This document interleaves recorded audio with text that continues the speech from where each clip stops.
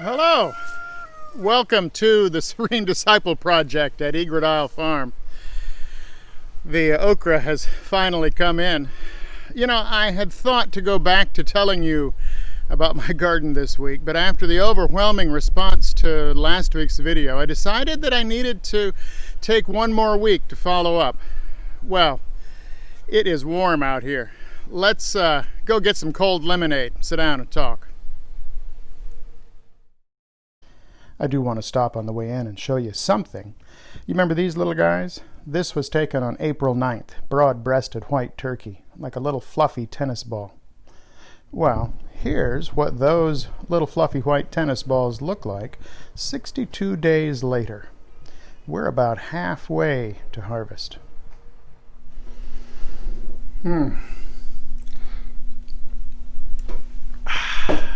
That's better. Well, welcome to the study.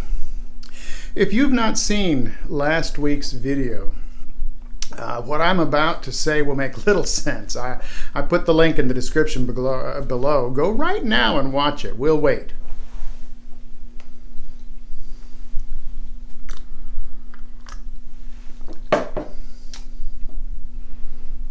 Welcome back. So, the feedback I got was mostly positive and supportive, with some negative comment. The negative comments were divided between those who were openly racist and those who felt that my story represented an attack on the police. The police. Let me tell you about the officers who were involved in my experience. And again, this will not make much sense unless you've watched last week's video. So after we got past the seatbelt snag, and I was safely relieved of my possessions, cuffed, and my rights read to me, one of the officers said, "Knowing that you don't have to say anything, do you want to talk about what happened?" And I said, "Sure." "What happened?" He looked confused. "You didn't threaten anyone with a gun?" "No." He looked more confused. And then he told me why I had been stopped. A couple in another car had been frightened and offended at the sight of a gun. Well, then I told my side of the story. That I just bought a new revolver. A Ruger Super Red Hawk Alaskan in .44 Magnum, if you're a gun person. Beautiful revolver. And I was admiring it at the stoplight. Everyone relaxed, and there were a few chuckles from the small army gathered around me. Guns were put away. The officer doing the interview said, "Hang on just a second," and went away. When he came back, he was not smiling. He said, apologetically, "Well, the people who saw the gun insist on pressing charges. They're not scared now. They're just offended." I said, "Even though they know there was no threat?" He just shook his head and shrugged. He clearly did not want to arrest me. And then he reached over to my pocket knife on the hood of the car and slipped it into his own pocket. Oh, man, I really liked that knife. And then he turned to his partner and he said, "You know, they don't keep pocket knives down at county," meaning the county jail where I was headed. "They just throw them away. So," he continued, "it's a good thing we didn't find one on Mr. Hart here." He stepped over to my truck and gently tossed the knife in the back seat.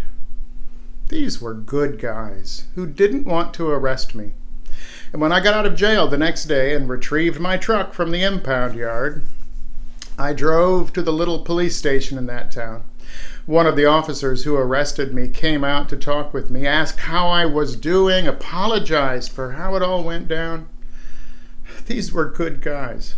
And had I been shot and killed the day before, these are the guys who would have killed me and then had to unbuckle my dead body. And these are the guys who would have been horrified at what happened. I'm grateful for their kindness and their restraint, and I'm also angry, to be honest, for them, in part, that our current methods and philosophy of policing in this country put not only me, but those good men in that position. The system is broken, and if If there had been one bad actor with his finger on the trigger, reveling in the power that his weapon and his uniform gave him, well, it could have turned out differently. I was lucky. Many have not been so lucky. And if you're a person of color, the chances of your being unlucky go up. Racism is built into the system. And one more thing.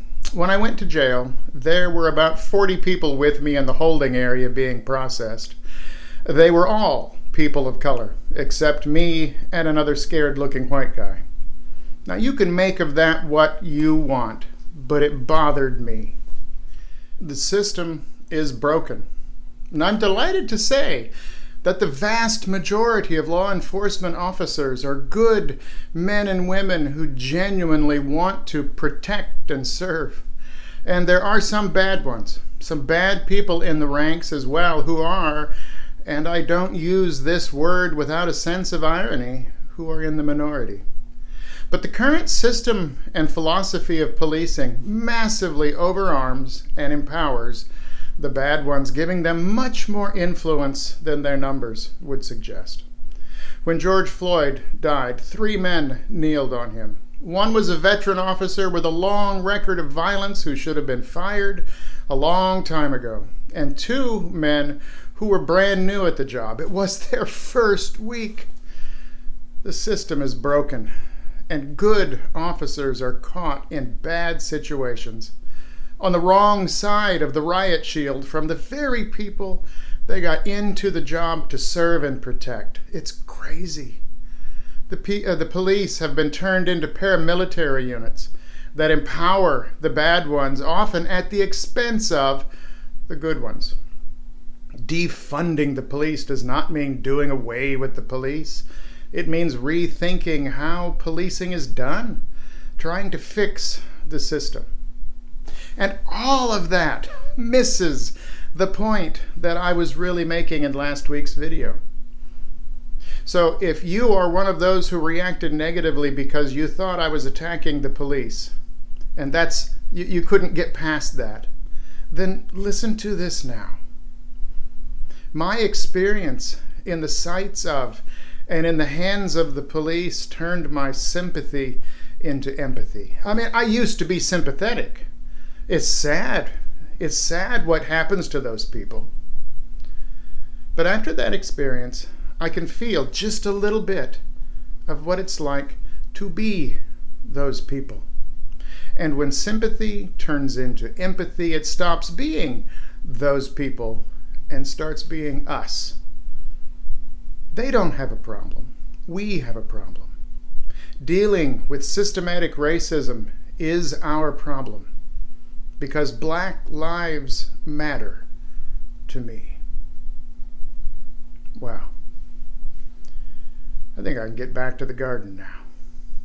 We'll see you next week.